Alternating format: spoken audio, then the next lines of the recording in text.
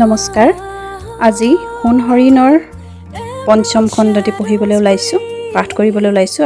আশা কৰোঁ আপোনালোকে ভাল পাব, আৰু যদি ভাল পালে লাইক, কমেণ্ট, শ্বেয়াৰ আৰু ছাবস্ক্ৰাইব কৰিবলৈ নাপাহৰিব। এখন নীলা প্লাষ্টিকেৰে মেৰিয়াই থোৱা অচিনাক্ত মৃতদেহ থানাৰ চোতালত পেলাই থোৱা আছে। কৌতূহলী মানুহে জুম বান্ধিছে। এজন কনিষ্টবলে ৰছীডাল খুলিলে। প্ৰথমে এখন হাতৰ টুকুৰা ওলাই পৰিল। মিত্ৰাই পাণ কাটৰে চিঞৰ মাৰি ক'লে, শিৱানী। সেয়া শিৱানীৰ হাত। হাতত এনেকুৱা দুপাত খাৰু আছিল। এপাত কি হ'ল? হাতত সেই কলা তুলসী পাতৰ দৰে সৰু দাগটো। শিৱানী, এয়া কি কৰিলি? মিত্ৰা অচেতন হৈ পৰিল। ৱাৰ্ডেনে যথেষ্ট ধৈৰ্য ধৰি মৰণোত্তৰৰ বাবে সাজু কৰা মৃতদেহটো ভালকৈ চাব খুজিলে। একেবাৰে অক্ষত মুখখন। ৱাৰ্ডেনে ফেকুৰি কান্দিলে। যা হওক, ডেড বডিৰ ঠিকনা ওলাল। আমি বৰ বিমূৰত পৰিছিলোঁ। অ'চিয়ে স্বস্তিৰ নিশ্বাস পেলালে। কিয় ছুইচাইড কৰিলে তেওঁ, মেডাম? অ'চিয়ে এইবাৰ প্ৰশ্ন কৰিলে। পৰীক্ষাৰ ৰিজাল্টৰ বাবে বোধ হয়। ফেইল কৰিলে নেকি? নহয়, 78% পোৱাৰ বাবে। কি? হ'বই নোৱাৰে। কিবা প্ৰেম আছিল নেকি? মাদাৰ নহয়তো? হে ঈশ্বৰ, এতিয়া মোক দোষী নকৰিব। মোৰ হোষ্টেলৰ পৰা ছোৱালীবোৰ গুচি যাব। যিহকে তিহকে নক'ব। ব'লক মেডাম, আপুনি আমাৰ অফিচত বহিব। আপুনি ছোৱালীজনীৰ ঘৰলৈ খবৰ দিয়ক, আৰু বহুত ফৰ্মেলিটিছ আছে। গাৰ্জেন হিচাপে আপুনিয়ে এতিয়া কৰিব লাগিব। ৱাৰ্ডেনক এৰি ছোৱালীবোৰ পুনৰ ডেড বডিৰ ওচৰত গৈ থিয় হ'ল। মাত্ৰ কেইঘণ্টামান আগলৈকে যিটো শৰীৰে কথা কৈছিল, খোজ কাঢ়িছিল, সেই শিৱানীক এই অৱস্থাত সিহঁতে এৰি যাব নোৱাৰে। মিত্ৰাৰ চকু মুখত পানী ঢলাৰ পিছত সম্বিত ঘূৰি আহিছে। তাই হোষ্টেললৈ যাব খুজিলে। অ'চিয়ে আটাইবোৰকে হোষ্টেললৈ যাবলৈ অনুমতি দিলে। শিৱানীৰ মাক দেউতাক অহাৰ পিছত বাকীবোৰ কাম আৰম্ভ হ'ব। ৱাৰ্ডেনৰ গাড়ীৰ ভিতৰৰ পৰা মিত্ৰাই শেষবাৰলৈ প্লাষ্টিকেৰে মেৰিওৱা দীঘল অৱয়ৱটোলৈ চালে। কি ভয়াৱহ মৃত্যু এই প্ৰকৃতিৰ! কিমান দুঃসহ যন্ত্ৰণাৰে অকলশৰে থানাৰ চোতালত পৰি আছে শিৱানী। পৃথিৱীৰ প্ৰতি কিমান ঘৃণা থাকিলে এইদৰে এজনী অষ্টাদৰ্শীয়ে নিৰ্দোষভাৱে নিজৰ সুন্দৰ দেহাটো খণ্ড বিখণ্ড কৰিবলৈ আগবঢ়াই দিব পাৰে। এজাক বৰদৈ চিলাই মুহূৰ্ততে যেন ভাঙি ছিঙি চুৰমাৰ কৰি গুচি গ'ল। মিত্ৰাই সশব্দে আকৌ কান্দি পেলালে। আজি এমাহ আগতেই সিদ্ধাৰ্থ সাহা নামৰ মেডিকেল ৰিপ্ৰেজেণ্টেটিভ এজনে শিৱানীক প্ৰপ'জ কৰিছিল। সেইদিনা মাজৰাতি তাই মোক জগাই কৈছিল, মিত্ৰা, প্ৰথমবাৰ মোৰ এই পৃথিৱীখনৰ প্ৰতি মোহ হৈছে। সিদ্ধাৰ্থই মোক মেট্ৰিকৰ নম্বৰ নুসুধিলে, আনকি মোৰ হায়াৰ ছেকেণ্ডেৰী কেনে হৈছে নুসুধিলে। মাত্ৰ ক'লে, তোমাক সিদিনা তোমাৰ বান্ধৱীয়ে চিনাকি কৰি দিয়াৰে পৰা কেৱল তোমাৰ মুখখন চকুৰ আগত ভাহি থাকিল। একেৰাহে 14 দিন তুমি মোক দিনে নিশাই অস্থিৰ কৰি তুলিছা। তোমাক মই ভাল পাই পেলাইছোঁ। এয়াই প্ৰেম। অচিনাকিজন যেতিয়া মুহূৰ্ততে কোনো চৰ্ত নথকাকৈ প্ৰিয়জন হৈ পৰে, এনে লাগিছিল সেইদিনা তাই যেন পৃথিৱীৰ ভিতৰত সুখী ছোৱালীজনী। শিৱানী কিমান আনন্দিত মই কেতিয়াও দেখা নাছিলোঁ। সিদ্ধাৰ্থৰ ট্যুৰত গৈছে। 10 দিনৰ পিছত গুৱাহাটীলৈ অহাৰ কথা। তাই অধীৰ হৈ বাট চাই আছিল।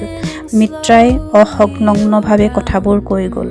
ৱাৰ্ডেনৰ উপস্থিতিও তাই পাহৰি গৈছে এই মুহূৰ্তত। স্মিতাই মিত্ৰাক শান্ত কৰিবলৈ যত্ন কৰিলে। এক অনামী শোকে বাকৰুদ্ধ কৰি পেলালে সকলোকে। উচুপনিৰে ভৰি পৰিল হোষ্টেলৰ চৌহদো। নিস্তব্ধতাত বুৰ গৈ আছে হোষ্টেলৰ চৌহদ। ৱাৰ্ডেন জয়িতা শইকীয়া 2 দিন প্ৰায় ঘৰৰ ভিতৰত আবদ্ধ হৈ সোমাই আছে। ঘটনাটোৰ পিছৰে পৰা সংবাদ মাধ্যমৰ পৰা হাত সৰাৰ বাবে নানা কৌশল অৱলম্বন কৰিব লগা হৈছে। কিছুমান অবান্তৰ প্ৰশ্নই তেওঁক ব্যতিব্যস্ত কৰাই নহয়, হতাশাত ভাৰাক্ৰান্ত হৈ পৰিছে তেওঁ। শিৱানীৰ সৈতে তেওঁৰ অতীতৰ কি সম্পৰ্ক থাকিব পাৰে? কিন্তু তেওঁৰ অতীতকো টানি আনিছে সাংবাদিকৰ প্ৰশ্নৰে। জয়িতাৰ চকুত বাৰে বাৰে ভাহি আহিল আগদিনাৰ এই মুহূৰ্তটো। হুকহুকাই কান্দিছিল শিৱানীৰ মাকে। পিতৃ যেন অপৰিণত শিল্পীয়ে গঢ়া ধাতুৰ মূৰ্তি। বেদনাত বিকৃত মুখ, অথচ চকু লোতকহীন। মিত্ৰাই হঠাতে আহি খং আৰু আৱেগত কৈ গ'ল, আপোনালোকৰ সন্তানক মানসিক অত্যাচাৰ কৰি হত্যা কৰিলে। এতিয়া কান্দি কি লাভ? শিৱানীৰ মাকে সহ্য নকৰিলে মিত্ৰাৰ কথা। তেওঁ কান্দোনৰ মাজত গৰ্জি উঠিল, সন্তানক কোনোবা পিতৃ মাতৃ হত্যা কৰিব পাৰেনে? যি কৰে তেওঁ মগজুৰ বিকৃতি থকা লোক হ'ব লাগিব। এই ৱাৰ্ডেন বাইদেউ ছোৱালীজনীয়ে জানো আত্মহত্যা কৰা নাছিল? সোধা তেওঁক, নিজে সন্তানক হত্যা কৰিছিল নেকি? হঠাতে যেন বজ্ৰপাতত থানবান হৈ গ'ল শোকাকুল পৰিৱেশ। ওচৰত দুজনমান সাংবাদিক আছিল। নতুন ক্লু এটা হঠাতে আঁৰ কাপোৰ ফালি ওলাই অহাত তেওঁলোকে কৌতূহলেৰে এইবাৰ জয়িতা শইকীয়াৰ মুখলৈ চালে। হোষ্টেলৰ ছোৱালীবোৰ হতভম্ব হৈ পৰিল। সকলোৱে ইমান দিনে জানিছিল জয়িতা শইকীয়া নিসন্তান। উজনিৰ ফালৰ চাহ খেতিয়কৰ ছোৱালী আছিল। উচ্চ শিক্ষিতা জয়িতা শইকীয়াই সসন্মানে প্ৰশাসনিক বিষয়াৰ চাকৰিৰ পৰা অৱসৰ লৈছে। পিতৃ প্ৰদত্ত মাটিতে তেওঁ এই ঘৰ সাজি ছাত্ৰীবাস কৰিছে আৰু নিজেও আছে। জয়িতা শইকীয়াৰ স্বামীৰ সম্পৰ্কে অৱশ্যে কোনেও নাজানে। অমায়িক ব্যৱহাৰ আৰু অনুশাসনৰ সন্তুলনৰ লক্ষ্য কৰি তেওঁৰ আচৰণে আজিলৈকে কোনো ছোৱালীকে ঘনিষ্ঠ হ'বলৈ সুবিধা দিয়া নাই।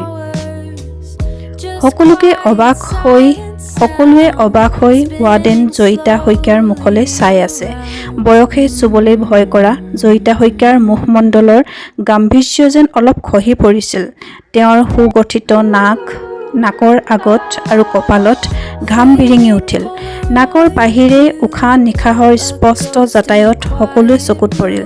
পিন্ধি থকা তাঁতৰ হেঙুলীয়া শাৰীখনৰ আঁচলেৰে তেওঁ দুবাৰমান মুখ মচিছিল। মেডাম, সঁচাকৈয়ে আপোনাৰ ছোৱালীজনীয়ে আত্মহত্যা কৰিছিল নেকি? জিন্স পিন্ধি এখন নোটবুক লৈ ৰৈ থকা সৰুফুটীয়া সাংবাদিক ছোৱালীজনীয়ে প্ৰশ্ন কৰিলে। আপোনাৰ পৰিয়ালৰ সম্পৰ্কে কওকচোন। ওখ ফুলাম টি-চাৰ্ট পৰিহিত সাংবাদিক ল'ৰাটোৱে কথাষাৰ সোধাৰ লগে লগে কেমেৰা লোৱা দীঘল চুলিৰ ল'ৰা এজন আগুৱাই আহি জয়িতা শইকীয়াৰ মুখত ফ'কাছ কৰিলে। জয়িতাই হঠাতে চিঞৰি দিছিল, will you please stop this nonsense questions. এতিয়া শিৱানীৰ মৃত্যু হৈছে। মোৰ অতীত, মোৰ পৰিয়ালৰ সৈতে ইয়াৰ কোনো সম্পৰ্ক নাই। কোনোৱে মোক একো নুসুধিবা। জয়িতা ঘৰৰ ভিতৰৰ কোঠালীলৈ গুচি গ'ল। সেইদিনাৰ পৰাই 2টা দিন জয়িতা মেডামক কোনেও দেখা নাছিল। তেওঁ যেন ধুমুহাই ভঙা গছৰ বাঁহত থকা চৰাইজনীৰ দৰে হৈ পৰিছিল।